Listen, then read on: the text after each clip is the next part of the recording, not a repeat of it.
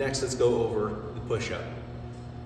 Push-up is very similar to the incline push-up that we just did recently as well, except you're just going from the ground. When we're setting up for the push-up, as always, we want to be hands just outside of the shoulders. The reason for that being, we just want room for our body, our elbows to move without impeding anything. Outside of the shoulder just helps those shoulders move as well, going through that full range of motion if we can. I usually like to start in a plank position, so think, tall bridge spot on your hands.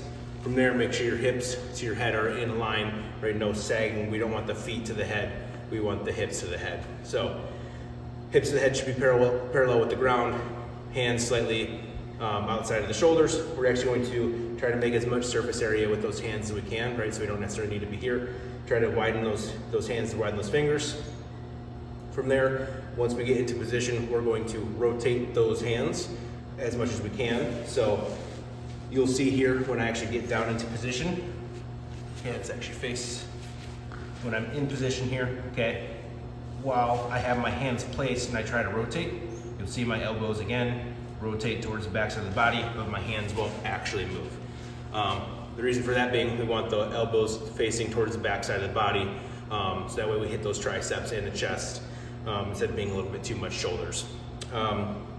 Also, when we're getting set up here, when we're in that plank position to start, so in that upper push-up position, make sure that the wrists are stacked over top of the elbows stacked over top of the shoulders, so just think straight line from the hands all the way to the shoulders.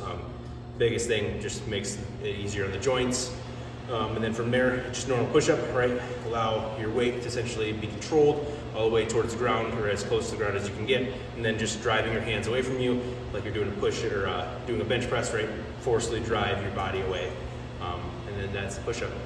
So from here again, slightly over, stack my body over top of my wrists.